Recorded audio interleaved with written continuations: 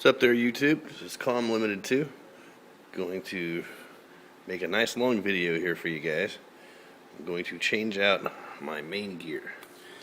As you can see, that guy has definitely had its use. You can see that bad boy. That thing is crazy. Right, here is an old one, for example. This one had a tooth that broke off of it, and it just went like crazy after that. You can see that thing just got ate up. Here's the brand new one. You can see how much prettier that is. And that's going to go right in there. Now I have to apologize about the camera angles. I can only do the best I got here. But I'll definitely try to do this step by step and show you everything. Some of the tools you're going to need, let's go ahead and show those. You definitely need a flathead screwdriver. You definitely need a bunch of those little guys, Allen keys and stuff like that. I'll show you some of the tools as we're going through. And a dish to hold all your little nuts and bolts and things. Okay. And the main concept is we're disconnecting these little connector links, removing this wash plate from its holder, of course taking the blades off. We're going to disconnect from underneath down in here. We're going to disconnect that guy, and then underneath we're going to disconnect that guy. Okay. Alright. I can show you better with the screwdriver there. Okay. We're going to disconnect that guy right there. Alright. And like I said, that guy that's right up in there. Okay. And once we disconnect those two, the whole main shaft is going to come right out. Alright. And then we can try to finagle this guy out, and you have to, of course, watch out for the tail belt, and then that's pretty much good. Right, you can then pull it out, and then we have to disconnect the little system here that holds this thing together, and then line everything back up, which is the pain. Line everything back up, and then put it all back in again, and then try to line everything back up. And you're going to need the screwdriver to flathead to be able to get underneath here and to push up on that guy to get it as high up as possible, so there's no play when you pull up and down on that. Alright, so first things first, let's go ahead and disconnect these blades here. Now I've already gone and taken the liberty of removing the nuts, so all we have to do now is just pop those guys out. Now one thing I like to do is I like to put the little nuts on the end of the screw when I put them away. That way stuff doesn't get lost and disconnected. And the same bolt goes with the same screw and all that kind of stuff. Or same nut with the same bolt and all that. That way you get everything together. As far as the blades go, a good trick to remember which way the blades sit when they go back on, is it this way or is it that way, is to look at these guys and see which direction they're facing, and then of course just line your blade up in the same way. And then now those are actually new blades, and I haven't had them tracked and all that stuff yet, but one thing I like to do, as you can see here on the top, I've made 2 dots on that side, and of course that side doesn't have those 2 dots, as you can see right there. All right. I do that so that way when I get the blades fixed, then I draw 2 little dots on the tip of the blade over here, so I know which blade goes into what spot. Because once you have it blade tracked, it's kind of a pain in the butt if you put it on and then realize your tracking's all off because you have them backwards and all that good stuff. So it's just safer that way. Alright, so now moving on to the hard stuff, we'll go ahead and get these blades out of the way. And by the way, this is the eRazor 450 from Dynam. Okay. And safety first, of course. Disconnect the battery, which has already been disconnected on this guy. I have it over here somewhere. Here it is. There's the battery. Okay, so you can see it's disconnected. You don't have to go through and disconnect the motor wires, which, by the way, always lifting from up here, are on this side of the helicopter. Those are the 3 little wires there that connect the motor. When I got this model, it was up underneath the little platform there, and I had to kind of fish them out. That way they're easy access. But like when you have the canopy on, it's not going to affect the aerodynamics or anything. So you can just leave them out a little bit. I kind of tuck them in just a tad, but that way they're easy to get to. Little quick release buttons, if you will. Okay. Now, let me get this thing in focus for you. There you go. Now for the fun part. Trying to get all this goofy stuff disconnected. Okay. Now you need a very small Allen key here. All right. This one says it's a 1.5. All right. Little hex. I can't get a good view on it. But you need one of these little tiny dudes. Okay. Now we're going to go ahead and disconnect all our connectors. Now I have a fancy little tool here. All right. Makes it really easy. You just shove the thing in behind it, push and squeeze, and then there you go. But you can see there's no resistance on this, no noise whatsoever. that servo is totally shot, so that guy's gonna have to come out. But like I said, that's another video. Alright, so there's those four. Now once we have those disconnected, the swash plate moves freely in this little stand here. And you can see that everything does move the way it's supposed to. So anyway, we just pulled this little guy back.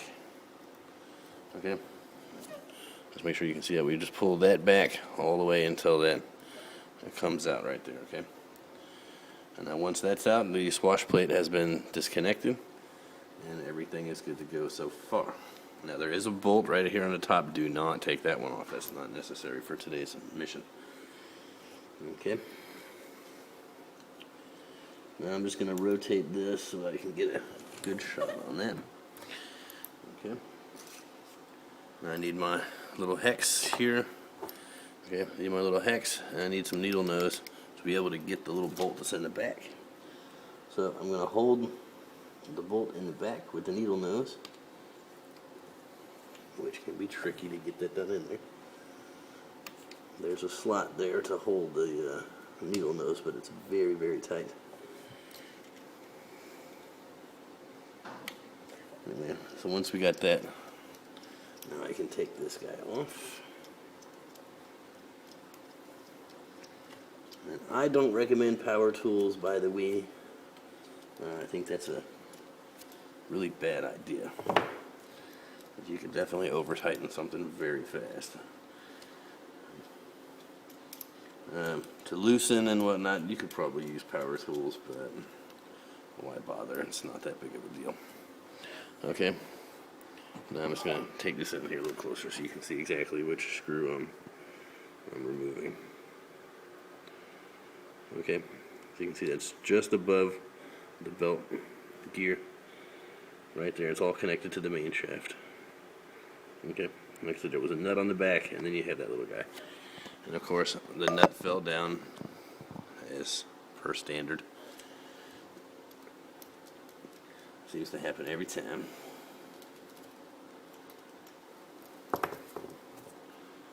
Alright, and there's the bolt.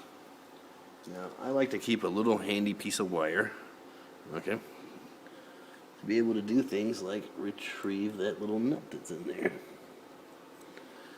Alright, so I just do that.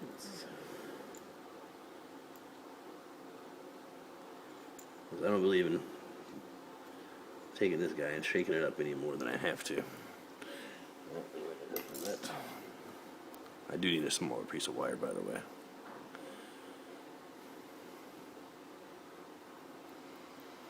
Okay, anyway, and I put the little nut on the back of it. Right. And in the jar it goes. Now for the next one on the bottom, it has two little tiny screws that are itty bitty flat screws. They're not actual screws. I'm not sure what their names are, but they're really tiny. And they don't need to come out all the way. All you gotta do is break them loose, turn them a couple times, and then switch to the other side. once you get those a little bit loose, okay, and of course that's that guy right underneath there. Okay, once you get that guy loose, then you can get your needle nose down in there and pick him out. Oh, he's turning everything. Okay. Alright, well, hold on, let me do it this way. Anyway, so that's loose, and the one on top is loose. So I can now pull this guy out. Okay, anyway, there's that little screw head right there that goes on the very bottom. And like I said, it has two tiny little bolts in there. You do not need to pull those all the way out. You can, that's up to you. You're not going to damage anything if you do. Okay, so I've got those screws there loose. Alright, this little guy's loose, and the little top guy is loose. Now I need to loosen up my connection here with the motor, because that's being a little bit tight, and it doesn't want to allow this thing here to have some free play, so it's not moving at all. So in other words, my main shaft doesn't want to come out. Right? As you can see, it's a little stuck right in that general zone there.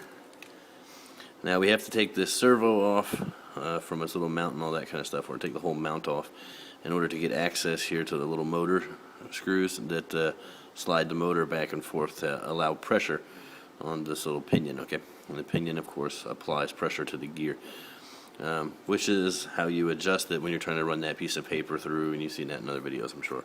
You run the piece of paper through there to get it adjusted so it's the right thickness or right tension. But we have to take that off. Just two little hex screws, and they're underneath there. So you just take these and loosen them up until those little hex screws come out.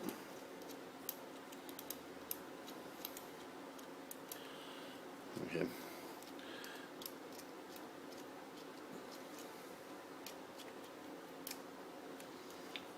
And then there is a little metal bar that's underneath that can be somewhat tricky to get back into place later, but it's not too bad. This whole little project is pretty tricky, by the way.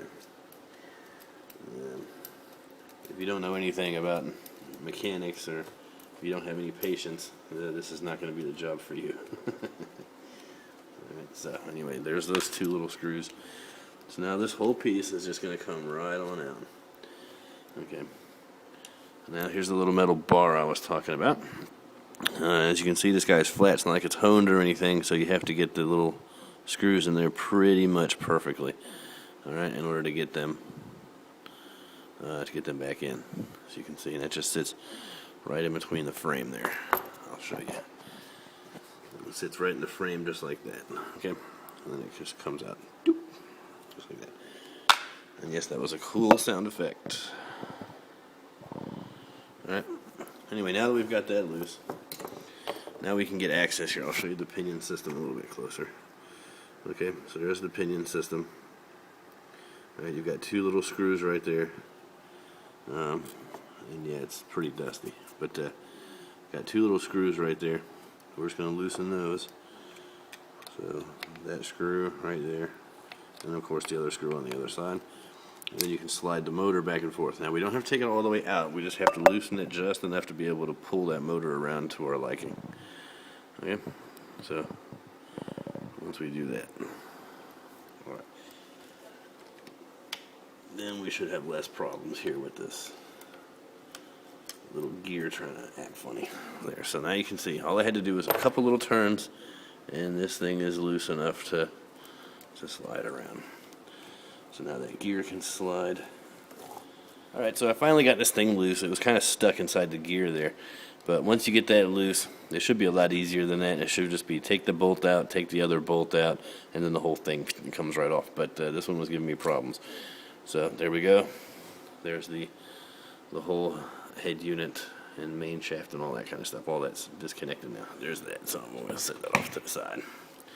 Okay, so now that we have this disconnected, now we can take this guy. I like to take something and kind of just pry up just a little bit, very softly on that belt there. Now I don't want to let the belt go too slack, because then it can cause problems down the line. I'm sure it may disconnect or something crazy. Alright, we just kind of wiggle that little guy out of there. It takes a little bit of finesse. Okay, and make sure that belt stays kind of taut. Anyway, and there's our main shaft unit. Okay, now you still have to disconnect the main shaft unit. Now here's how you get this thing apart, because you can see there's the bottoms of the screws. The 3 screws are right there that have to come out. You got the one-way bearing in here, your belt shaft gear, or the belt gear, and then of course the little screw that was on the top, right? And then of course your main gear right there. Alright, so here's how you get this guy off. You just hold it, alright? You can see I'm just holding the main gear and holding the top. Just kind of wiggle and pull, and then boop, it just comes right off. Okay, there's some more of those cool sound effects. And you can see this guy does come with the 3 screws, and we could change this out because it does look a little bit spotty down in there. It's a little messed up, and that could have been what was holding my main shaft. So we might as well go ahead and change this today too. When you buy a new kit, of course, it has all the new screws and it has all the pieces you need. So you just have to put that together. No big deal. Anyway, to finish this guy, right? We're not going to disconnect any of these little pieces here, as far as this little shaft and the one-way bearing is concerned. But we are going to take these 3 screws out, and we just need our little screwdriver. Remove these 3 screws. Alright. One of which was very loose. Never a good sign. And by the way, when you put that thing back together again, I'm going to show you a trick on how to make sure that the tension is right so that the belt is as flat as possible. Because I will guarantee to you the gear as flat as possible to that thing, because it can be a real pain. I learned the hard way my first time, taking that thing out and then putting it all back together again to realize the thing was sitting on there crooked, and that was kind of heart-wrenching. I had to take it all apart again. And for some reason this little screw here wants to be a pain. It doesn't want to come out easy. So now I got those little 3 screws there. Okay, now here's the main unit right there for the shaft and the gears and the little one-way bearing and this little holder and all that kind of stuff. And once I disconnected the screws, this came right off, and there's our old gear. So we can compare the old one now to a brand new one. As you can see, huge difference. I still want to get some metal ones, but we're going to have to go with these for now. So there goes another gear. So now that we have all this stuff, now we got to put it all back together. Now we have our new main gear and of course our new belt drive. We're going to put all that stuff back together again. We're going to put it on the axle and all that kind of stuff for the one-way bearing. Now make sure when you put this thing on that the screw side is on the outside away. Okay, and you put that on and then just kind of push it through. Now we can look through here and we can turn it until we get our little screw holes lined up, just like that. All right. And now I'm going to go ahead and put the 3 screws back in it again. And don't over tighten them when you put them back on. Just get them in there just enough. And I'm going to show you a trick right when we get done with that. Alright, so now that we've gotten our 3 screws in place and this thing is now mounted, now we're going to check the bounce. And I can tell you just by looking at it here that we're off a little bit. You can see right here where it's lifted just a tad compared to, like, say, the other side. You see that? So right down there it's a little bit lifted. So what we can do is we can press that down and then try to tighten the screws just a tad. And we can check this by taking our main shaft here and sliding this onto the main shaft. Right? And then we're going to give it a little spin and see if it wobbles. Okay. Now you can see it's a little bit wobbly. So I'm going to check the low sides and the high sides of the screws to try and get that so that it doesn't wobble so much. So we can do that by loosening the tight sides and then tightening the loose sides accordingly until we get it so that it feels just right. And you can see that's still wobbly. Okay, now we can see here that I can spin on this guy, and that is pretty smooth. So I'm just going to go with that. So I'm just going to leave those screws in just like I have them. And I'm going to put this plate back on. Remember, screw side goes down against the platform. That's why you have access to this little screw here. So we're just going to put that back on, and we're going to push it in place. Now here's the tricky part, okay? As you can see on the shaft here, there's a hole for the screw to go through. The hole that is on this guy on the top, they have to line up when you put them on, and it's very, very hard to twist it once you get in place. So it's easiest just to kind of line them up right here visually, and then kind of pop them together and then see how they fit. Now I got lucky and I got it just right on the first time. You can see right through there. That is very important, because you do that later on, it's going to be a real pain in the butt to get these things back together again. Now we can check our unit's spinability by putting it on the main shaft again and giving it a little spin. That looks pretty good. Still slightly wobbly, but pretty good. Okay. Now for the tricky part, we're just putting all this stuff back together again. So basically in reverse order, we're going to get this guy back in there, put the belt on, and then put in the little piece here on the bottom main shaft holder. Alright, so we have the new system set up and balanced, and now we're going to slip this in. We're going to get the belt here over the shaft. You got to make sure you get that. That gets pretty tricky if you don't. There is kind of an angle game you got to play with it to get it right in there, but there we go. We got that. So now we just make sure that the belt goes around it. Okay, I'll get a little closer view for you. So now we just make sure that the belt goes around that gear. Okay, and then this thing sits in there. And then what we're going to do is we're going to insert the shaft, but we're not going to go all the way through, because we need to have the space to be able to work right under there to slip that little bolt back in place. Alright, so we skipped ahead a little bit here, but we took that piece and we put it on and set it in place, and then pried it upward with a flathead screwdriver until it was properly in place. Now you can see the main shaft sticking out of the bottom part right there. That's what you want.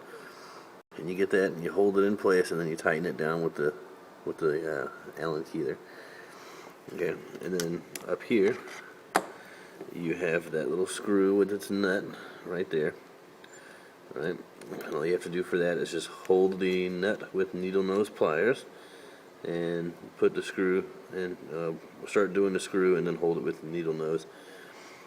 And then you can set the pinion, because you have that already removed. You can do the paper trick, which you've probably seen in other videos.